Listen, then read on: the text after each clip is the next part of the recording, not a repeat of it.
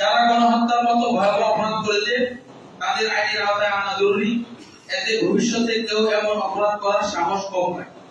ইতিহাসে সঠিক বিচার হলে সামাজিক শান্তি ও পুনর্মিলন সহজ হয়।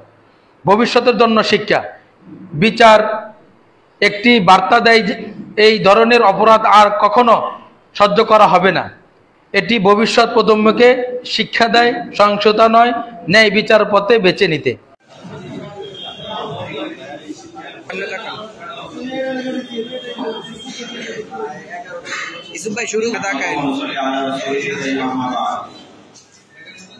ভোলা জেলার উদ্যোগে শনিবার দুপুর 2টায় ভোলার ঐতিহাসিক সরকারি স্কুল ময়দানে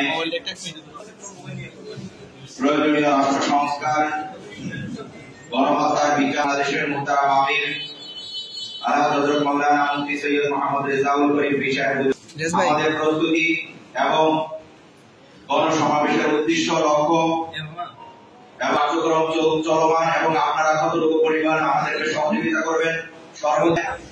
গণসমাবেশ বাস্তবায়ন কমিটির সংগ্রামী আহ্বায়ক জনাব লালমোহন তৈয়বউদ্দিন আসনের সংগ্রামী এমপি প্রার্থী শাখার সংগ্রামী সভাপতি মাওলানা আতাউর রহমান মুমতাজি, এরপরে ইসলামী শ্রমিক আন্দোলন কেন্দ্রীয় কমিটির অ্যাসিস্ট্যান্ট সেক্রেটারি মাওলানা মোবাইউদ্দিন মুস্তফা সহ আমাদের জেলা নেতৃবৃন্দ, উপস্থিত সাংবাদিক বন্ধুগণ,